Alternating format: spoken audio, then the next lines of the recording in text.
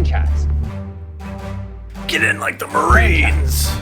Franchise. Yeah. Franchise. We're in.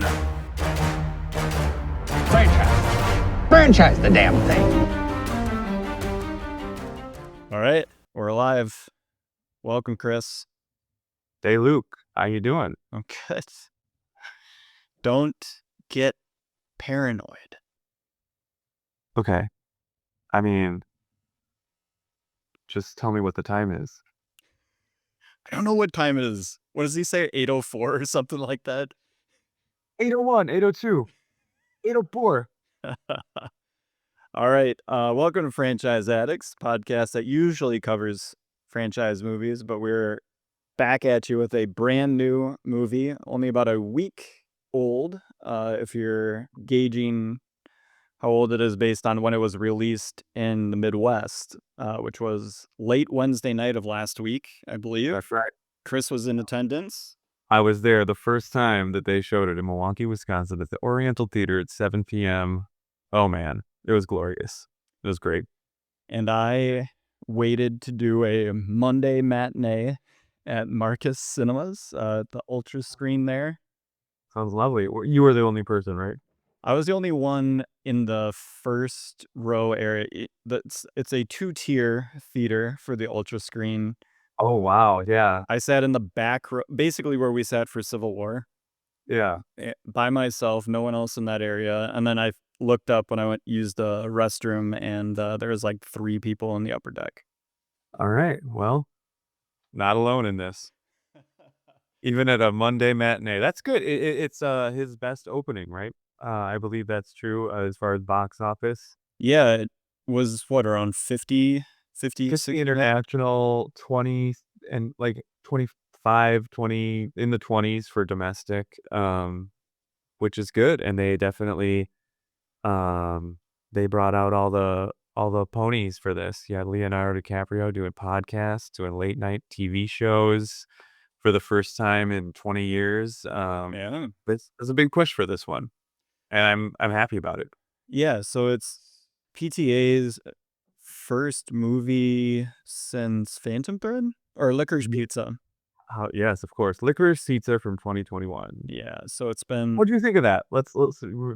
Yeah, we could talk more about our favorite PTA movies at the end, but yeah, so Licorice Pizza being the last one, coming off of Phantom Thread, which I enjoyed a lot. Saw that in theaters. Waited to see Licorice Pizza streaming. Did not see that in theaters. I thought it was fine.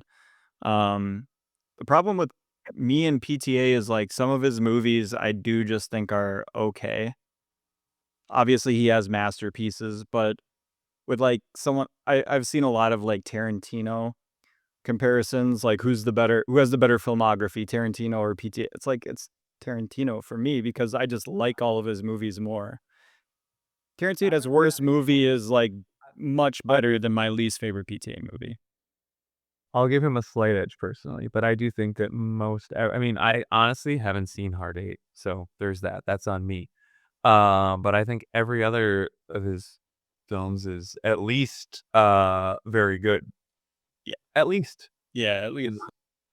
So one of the, I think, and that's the thing too. If you're putting him in the same discussion as Quentin Tarantino, basically these are the guys. Whether you put Tarantino, he's 1A, PTA is 1B. There's a handful of other, current auteur directors. But honestly, they're interesting, and to compare them is also interesting, is because they kind of started working at the same time. Yeah. Yeah. So and they've had these, prolific careers, as opposed to, your Robert Eggers, your Ari Aster, these guys that are, they're like 2 or 3, 4 films deep, and the jury's totally still out. Yeah. I think that because you mentioned Ari Aster, this movie is a good companion piece with Eddington. 100%, yeah. And it's pretty cool that we've now been able to cover both of those movies about a month, 2 months apart. And we both really liked Eddington. If you haven't checked out our Eddington episode, check that out on our feed. Also should be on our YouTube. Just as a podcast episode, there won't be any video. This is our first ever video. First video.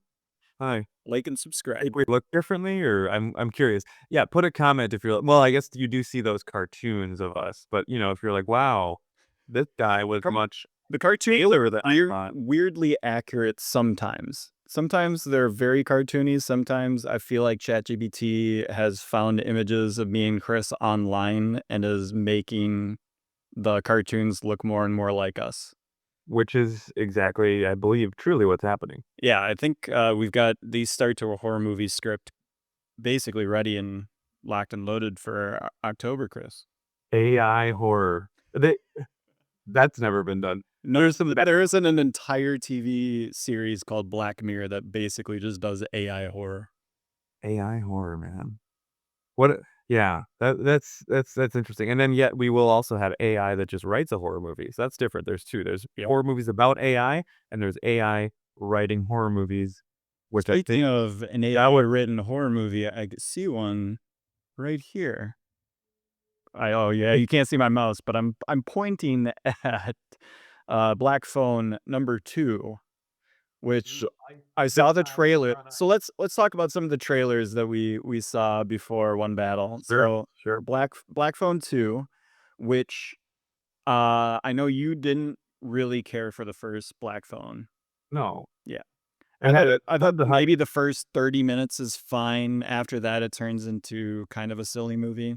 Yeah, just kind of like a whatever. Like I didn't necessarily think, oh my gosh, that was the worst thing ever. But I also Did you like the Purge movies? the what one? The Purge? Also starring Ethan Hawke in the first one. Master of horror. The first one was decent, Yeah, yeah. and then there I don't believe I saw like the many sequels. Yeah, I think I've only seen the first one. Also, I kind of wanted to see the one with Frank Grillo. Mm. I think that was the third one. That was the one that had like it was the trailer where they're playing like America the Beautiful or something, like in a dirgy. It had political overtones. Yeah, yeah. So yeah, Black Phone 2. Ethan Hawke's character, the Grabber, I believe he's called in the first. That's really original. Yeah, or something it's something along the lines of the Grabber is what he's called. In Black Phone 2, it appears that Ethan Hawke is reprising his role as the Grabber, even though he dies in the first one, as a ghost. On ice. Can we? Why is everything on ice? Don't know. Ice It's like eat you, man. I hope there's a cameo from our favorite governor. He's back making movies. I think he only makes straight to DVD releases, but Schwarzenegger's been acting here and there. What else? Oh, Bone Temple, another film series that we covered. The 20. I didn't see that trailer, by the way. My gosh, the Bone Temple is ripping.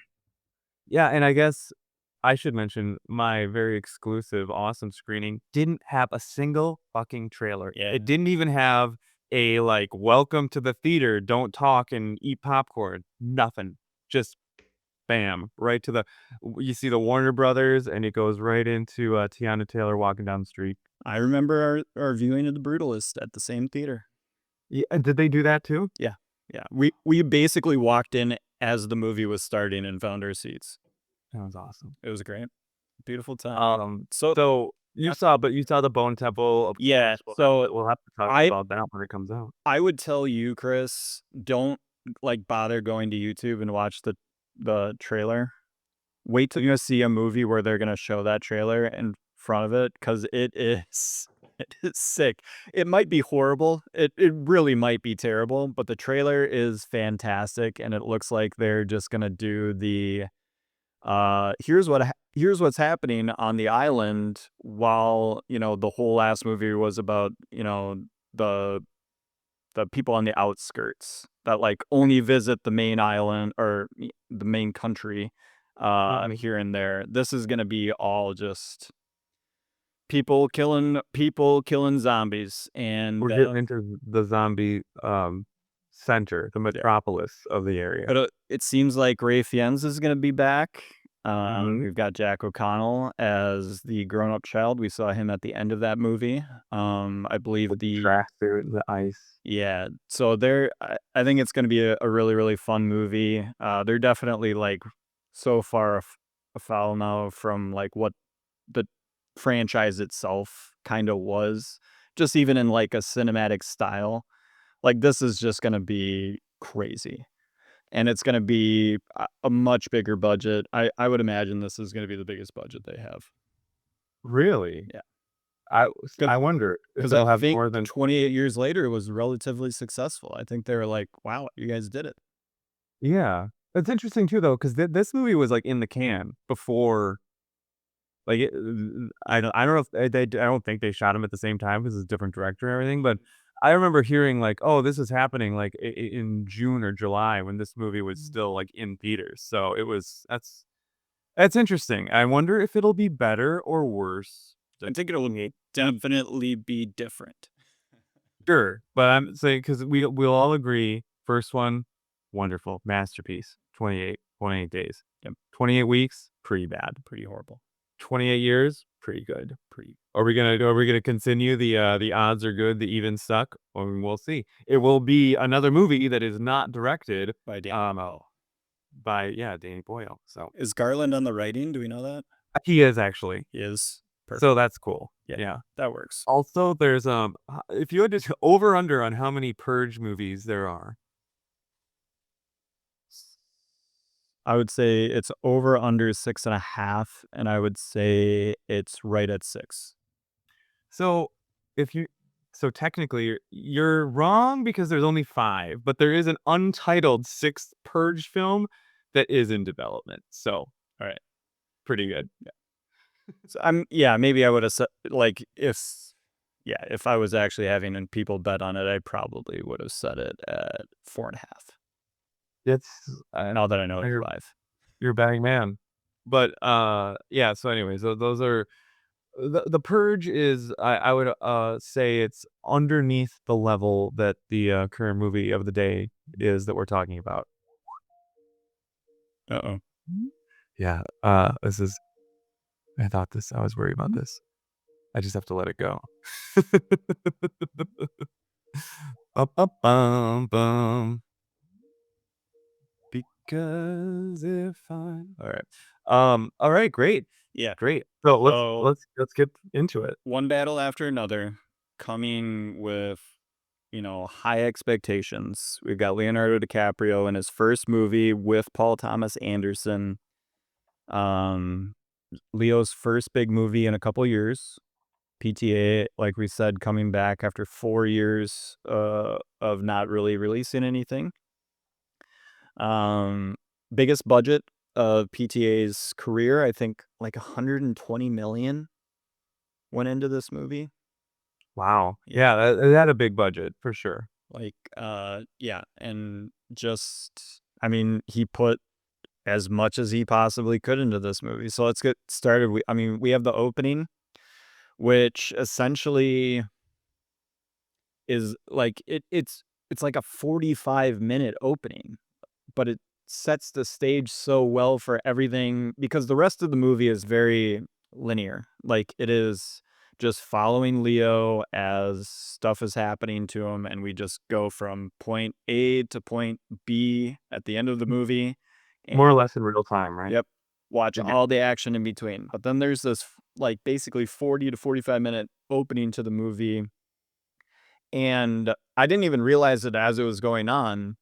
Like, obviously, first off, how long it was. But it's essentially a montage. Like, there's a lot of montage action. Yes, I do. I remember that. There's no just like, here's the scene. Characters talk, scene's over, boom, on to the next scene. It's just like, here is just snippets of these people and their lives. Eye of the Tiger to them starting a revolution. Yeah. Blowing up banks. And you've got Leo, who's not named Bob yet at that point. And Perfidia. He's what do they call him? Like Bango or like something whip bang? Boom Squad. And it's something to do with he's the explosive guy for their explosive guy. Yeah. for their crew. Yeah, you got Jungle Pussy, you got the leader, Tanya Taylor. Oh my gosh, playing Perfidia. What's her last name? Isn't it like Beverly, well, I was trying to get Leonardo's name, but let's look at it. Because it's good podcast. It's good live podcasting when you Google stuff. Um, and let's see. Okay, let's see if they're gonna give us more of the. Oh no. Bum, bum, bum, bum. We just have Perfidia. It's like, yeah, yeah, it's a longer name. I don't remember what it was. But yeah, the movie essentially starts with the opening raid at the border with Homeland Security. We get to meet Colonel Lockjaw, Sean Penn, who is introduced in a pretty wild manner. Definitely sets his character up. Gets a couple of big, character traits of his jammed into the audience's mind. yeah, we get, and it's Perfidia Beverly Hills. There you go. And Ghetto Pat Calhoun. Ghetto Pat. Love it.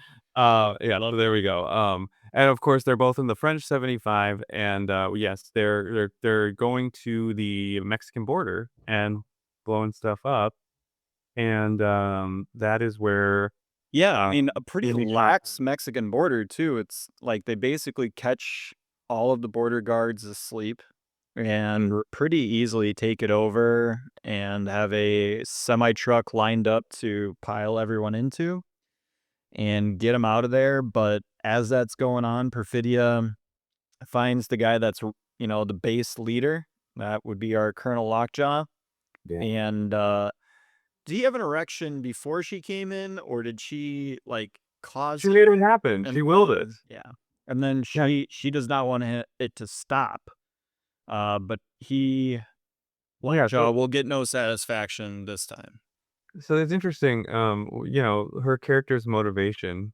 Like, this is, I think, the first time I mean, it's early on, and Teyana Taylor, also Perfidia Beverly Hills, is really only in. So her major role is in the first 45 minutes. Yeah, so he's like a looming force throughout the rest of the movie that drives most of the plot, but she is not present. So we get this. This is when we have to take the most out of her character, and I think that we see here, when she starts to do these things with Colonel Lockjaw and her general demeanor when she becomes a mother, where Leo is kind of left at home to take care of the baby. We kind of get the idea of, who is this person? Is she pure good? I don't think so.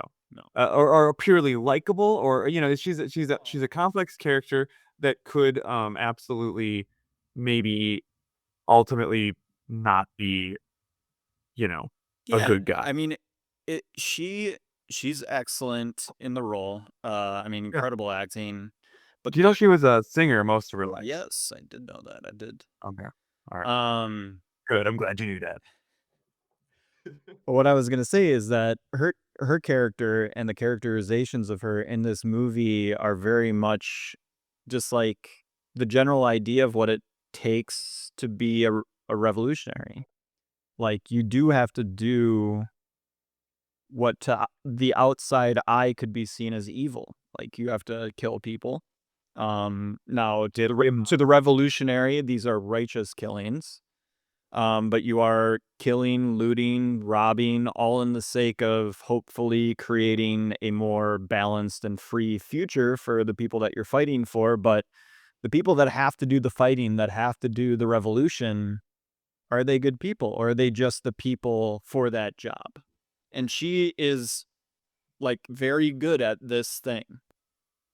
I think it's really a good move too, because it makes that side a little ambiguous too. It's not like necessarily, even though I think the movie does have a point of view, it's not like, well, this side is just amazing and there's nothing, it's just going to be positives, and look at this amazing family. There's problems there. That they have a tense, problematic relationship at times. And then, yeah, I mean, she takes things with Lockjaw further than she needs to regarding any type of revolution. It doesn't like what she's doing goes beyond that. She's doing it, I don't know, to fuck with him. Does she like him? I don't know. I don't think she Well, really likes him. yeah, but like I guess Like when she likes having like the enemy in her palm to do whatever she wants for yeah. I think I the think power. she rightly sees him as the type of person that she wants to topple. That this is what the revolution is for, to take guys like him down a peg.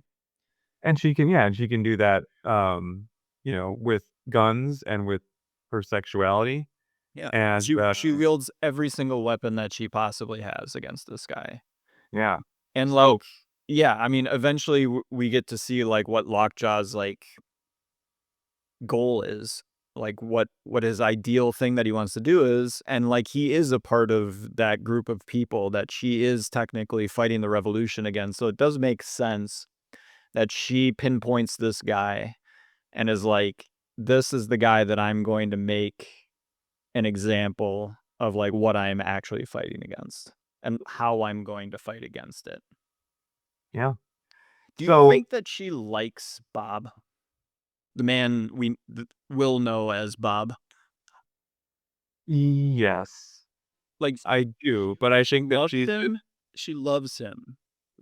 she maybe loves him as much as she understands what love is. But I mean, she's got bigger things, bigger stars in her eyes, and it's not to fall in love with a man and settle down. That's just not. She's like so. I mean, as far as I think they clearly have a large fondness for each other, and I think there's something like that.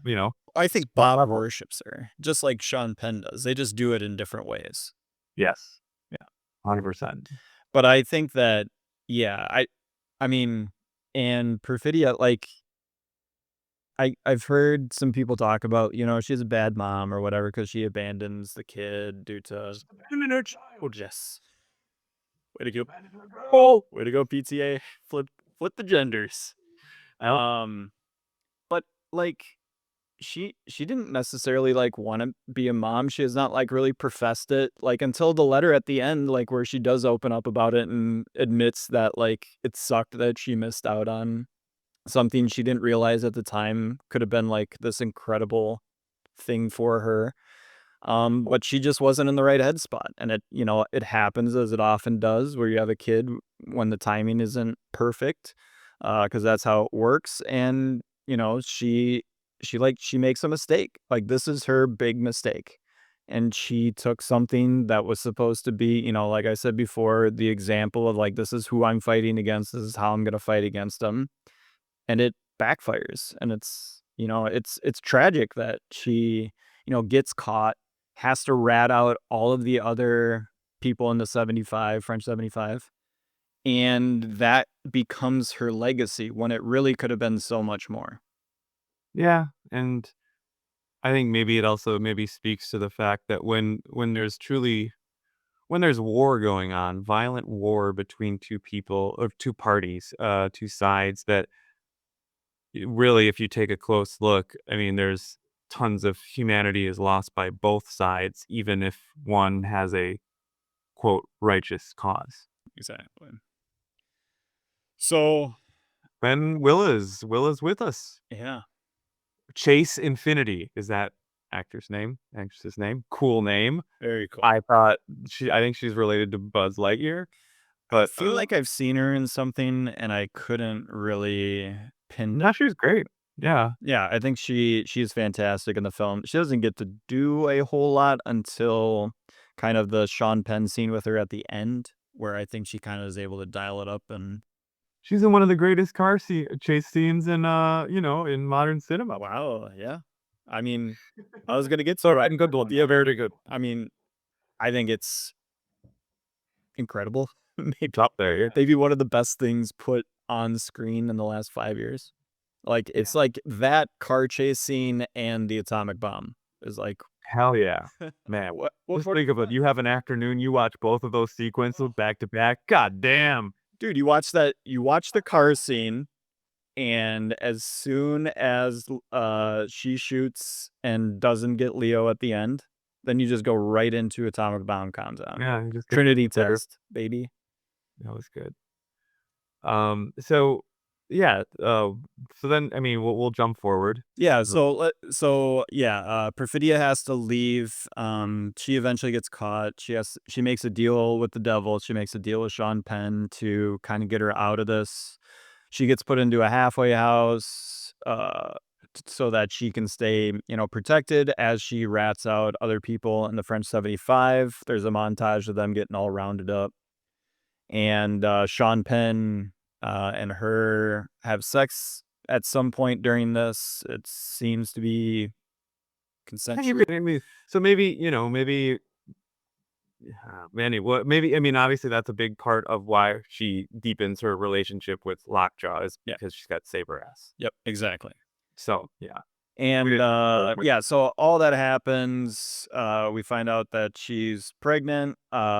With a great smash cut from the Lockjaw, her sex scene, to her shooting a automatic rifle with. is that good for the fetus? I would doubt it. I believe Bob mentions a couple of times. It's like she doesn't even act like she's pregnant. She's like drinking and shooting guns. Yeah, it's amazing that Willa is such a fine young woman with all her faculties. Yeah, but it doesn't go well for Perfidia. She has to steal away after she essentially refuses Lockjaw's care.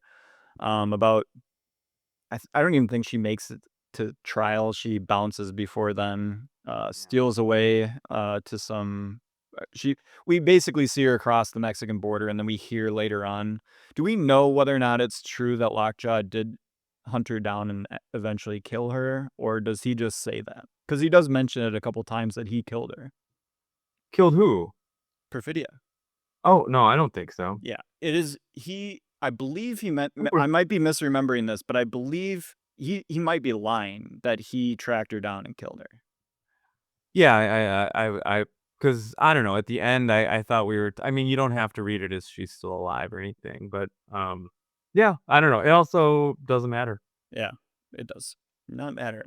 But we get to meet Bob now, old man Bob, who he's a boozer, he's a drug addict, Hothead, yeah. and he's got a daughter that he is very protective of. They're living in a sanctuary right outside of a sanctuary city, kind of in this hideaway place. He's doing the best that he can to basically keep his daughter off the grid. She's not allowed to have a cell phone. She obviously has a cell phone, which he funnily finds out later. And, everything starts coming back up again. Lockjaw gets involved.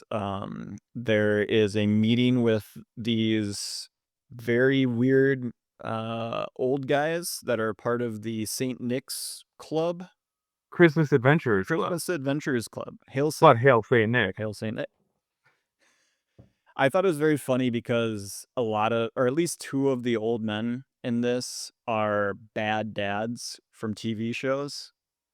Yeah, they're very well cast. Yeah. So Friday Night Lights, one of the guys is JD McCoy's dad, a famous horrible dad that everybody hated when that TV show was on air.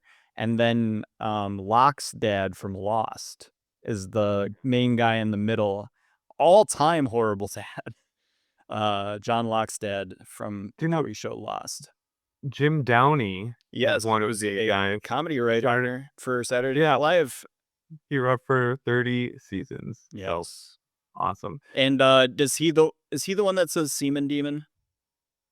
I believe so, because he's got to be the older guy. She sperm jacked you. She's a semen demon. Yeah, no, that's one of the many really, really funny lines. Very quick, funny lines. Yeah, but this is where Lockjaw realizes that his relationship with Perfidia and his potential daughter with her is going to keep him out of the Christmas Adventures Club, which is a white nationalist group that they want to rid the world of like punk rock. Yeah, all kinds of things. It's Well, they don't say it like specifically that they only want white people in America, but they tangentially mention lots of other things surrounding it. Yeah, that's they make it very clear who they are and what they want. Yeah. So, eventually, y- I forget what actually happens to kick stuff off. There's obviously like a call to Leo while his daughter's at a dance, and she gets Well, that what kicks it off, I believe, right, is that a Lockjaw wants to join Christmas Adventurers Club, and they say that we think that you have a daughter with perfidia. You got to go. Lockjaw says to like his homies basically like, hey, come up with a reason why we have to raid the sanctuary city where they're living. Come up with some drug thing and we'll basically shut the city down, find these guys and get out and, get a nice little woo America, we cleaned up a city. Yeah, just all for your personal gain. Luckily, that doesn't ever happen in the real world. No, never. Never. Not like it's happening an hour and a half south of us very, very soon. Go Brewers.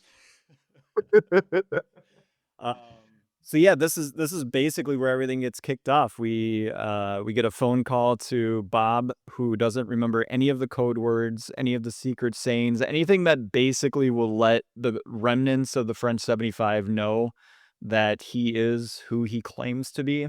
We kind of also find out that or at least who's left of the French 75 is a bunch of like kind of idiots that like do it pretty performatively where they're really into the code words and the code lingo.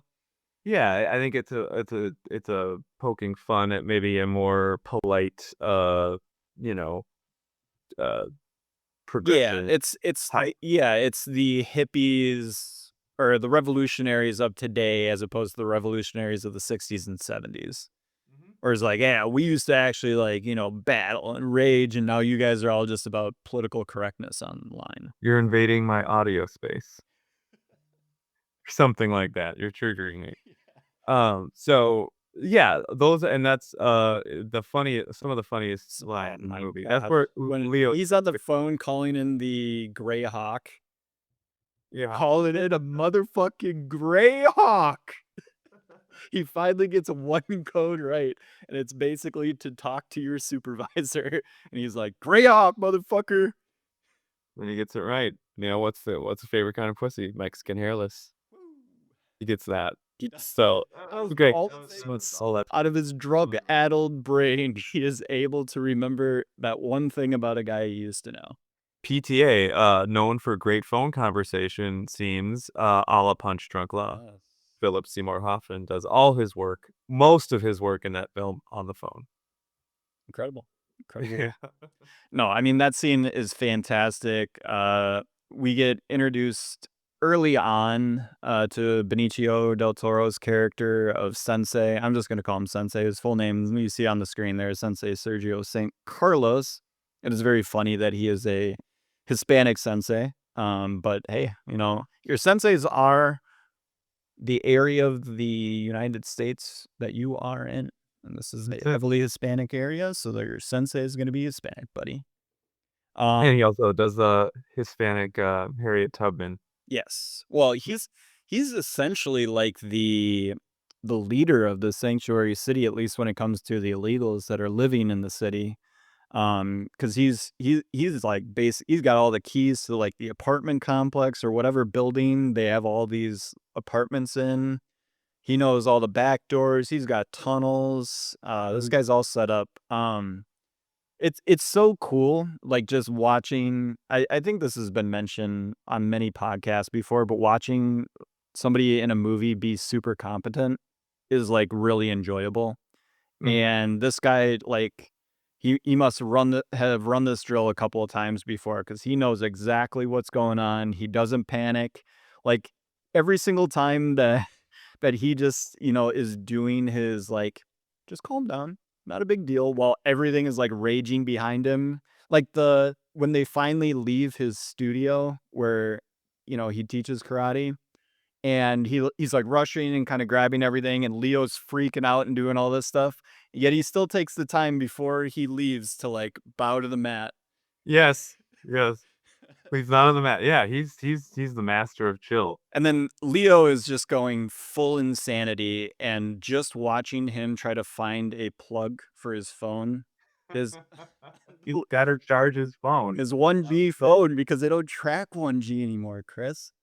Oh my gosh, We're that was 5G now. wonderful.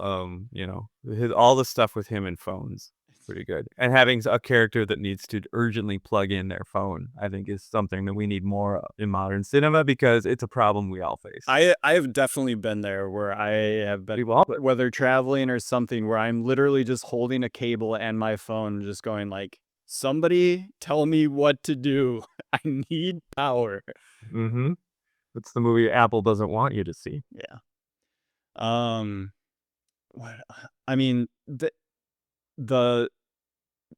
moving through the city, seeing or Benicio del Toro grabbing the gun from under the bed, and yet like the way that PTA shoots it, where you see where the gun is under the bed, and then you see del Toro down on the ground, and you're like, oh, that'll be an easy grab, and then he reaches for it, and then you get clued into the depth. And you're like, what is he gonna do? Then it goes to an overhead, and you see him doing like the wheeling thing as he's like trying to get himself under this bed. And then he presents it to Leo, the rifle, like, he was like, hell yeah, dude. And then he teams him up with these skateboarders because Benicio's got to do his own thing. Sensei has to like actually get these illegals back to safety. So he sends them with the skateboarders, who are like skateboarder parkour dudes that are just like flying around the Very top. yeah. And then the smash cut to them jumping over the roof to get to the other side, and then it cuts to the ground, angling up, and you just see a tree, and then Leo just runs into the tree and falls fucking on his face. Bounces up pretty good. I mean, And then immediately is tased. the tasing killed me. Yeah, it's great. I was dying. That's the hardest I've laughed in theaters this year, was him getting tased immediately after that. Because I'm like, what is he gonna do? Like, just like wander around in the crowd down there, like maybe find Sensei, and then he like just gets across that corner and bang, just a jump scare without scaring you. It was a jump laugh. It was awesome. Is that did I just coin that? Jump laugh. Or jump laugh. So, I mean, I want to talk about. I know we don't want to get just too long. whatever. I mean, we basically set it up. We're in the middle now, so talk about whatever. I mean, I just wanted to. I don't know. I think this is great. This had so many moments that just made me smile. As far as just the filmmaking, obviously, that's the car scene. I mean, there's so many funny moments. There's so many just wonderfully shot moments, like when Willa goes to meet Sean Penn, Lockjaw, in that huge room for the first time.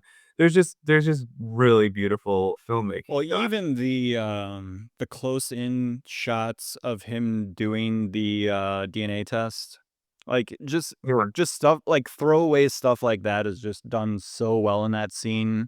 Those two are just like really putting it on, like acting wise. Sean Penn is just, I mean, I could argue that it's a little like too involved. Like, I would like to see a little bit more of Penn underneath, but like he is just going full military guy.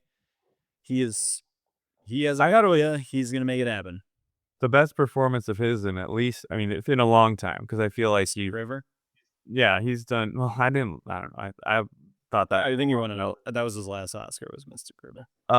But anyways, it was just an amazing role. And also him to be willing to play like a horrible person, and the way he is killed is amazing and hilarious, and the fact that he comes back after getting shot in the face. Dude, how about that haircut? The haircut says a lot. With a comb. Oh, well, he does the comb first, so that he's got to really get that brush. Oh. So, I mean, I have to. Do we want to talk a rank and a best character? I have to hop off in a moment, but I wanted to see if we could get into that a little bit. Yeah, so let's do our ranking of the movie. We'll give it out of 10. We'll give our favorite performance in the movie, and then let's give our top 3 PTA movies. Perfect. See if this landed in the top 3. Okay. So I will say my score for it would be 9.1. Wow. Yeah, I figured this is gonna be in the 9s for you. Uh, This is one of the best guys. This is one of the best movies we've ever covered. Like just 100%. hands down. And then performance of the movie. I'd give it to Leo. I mean, Sean Penn is very good at what he's doing. As is Benicio del Toro, as Teyana Taylor. They're all good performances. Leo's just kind of he's the main character, so why not? I like when he goes to the Leo scream a couple of times for the Feel the Revolution life. Like we just know Leo so well now, and we've seen him do so many different iconic characters, yet he still does just Leonardo DiCaprio stuff in every single one of his characters in any movie that he's in. Like, it's just great. We love him. Biggest movie star alive. Chalamet's coming. Scene I have to go with the car chase. But there are so many. I mean, when she reads the letter, when she meets when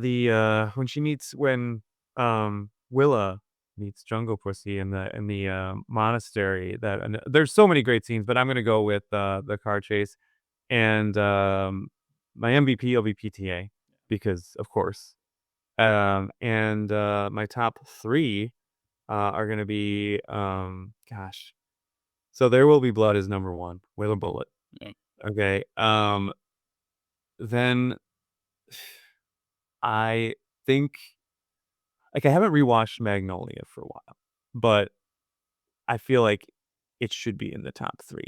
The Master, I love until the last third of it, so that's my problem.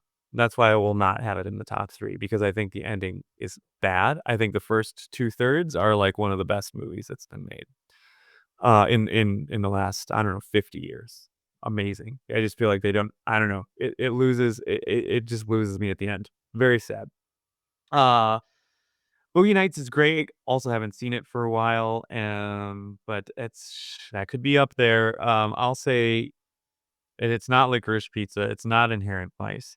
It's not Hard Eight. I haven't seen Hard Eight. And it's The Phantom Thread, also very much in consideration. Let's just do Let's do this. Just, I mean, who cares? There Will Be Blood. We'll do Magnolia, and let's put this at number 3. Let's do it. Hey, one of us has to do it. Yeah. So my performance of the movie, I'm giving it to Benicio del Toro. I think Sensei character is just iconic. And yeah, I love it. Also, shout out to Wood Harris, who plays Laredo, who's one of the revolutionaries at the start of the movie. I believe he gets got. But I love seeing Wood Harris and stuff. Avon Barksdale himself. My scene, it's the car chase. I mean, guys, I wish we could spend more time on it, but the car chase is absolutely unbelievable. It's so boring, yet so captivating all at the same time.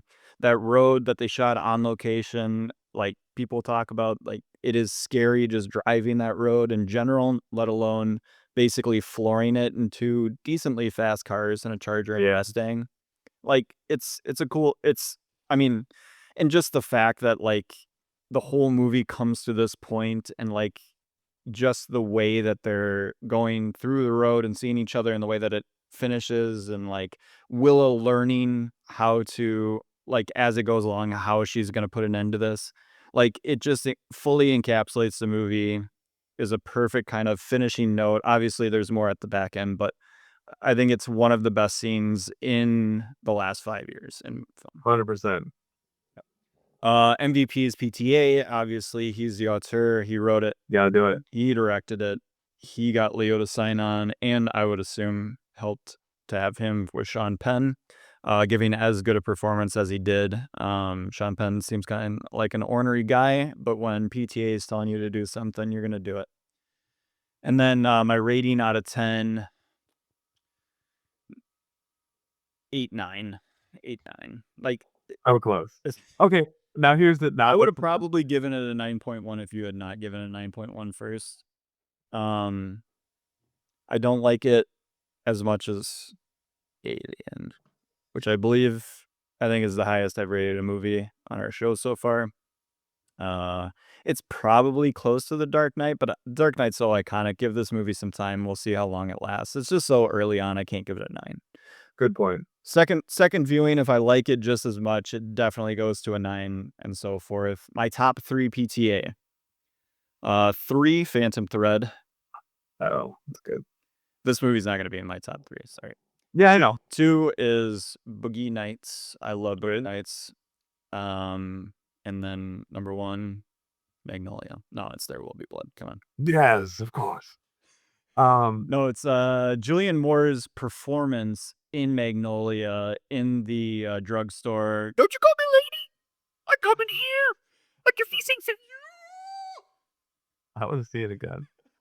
So many great performances. But yeah, there will. Oh my gosh. I have multiple times within the service industry had women act like that towards me. And I was like, I don't know what to do for you. Why are you crying? You got to bring out your inner Tom Cruise in Magnolia there. But that's a different podcast. Tom Cruise is incredible in Magnolia. He really is. Respect the cock. Tame? No, that's okay. That Go on. word's not allowed on YouTube, Chris. Yeah. We don't want to start out getting banned. Okay, so then Hey, fun fact, YouTube and all those out there. You did not allow me to run advertisements to get people to listen to our Eddington episode, and you cited political ideas on that episode. The movie is about political ideas. No shit, we're talking about political ideas. Don't necessarily hold any of those ideas that we talked about. We literally had to talk about the movie. So why would you put a ban on me promoting that episode for political reasons? It is a movie about politics. But it does bring me to my last point. Did you like this more than Eddington? yeah. I think it's I love it. I think to me, it's pretty darn close. I think this is definitely better. Like, there's just more to it. The action scenes are bigger. I think some of the ideas in Eddington I may like more than this.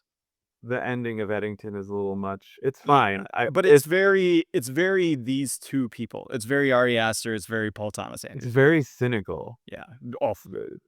Eddington is very cynical. While I think this movie has some heart. Yeah, it does. But it also has a lot of complex ideas in it.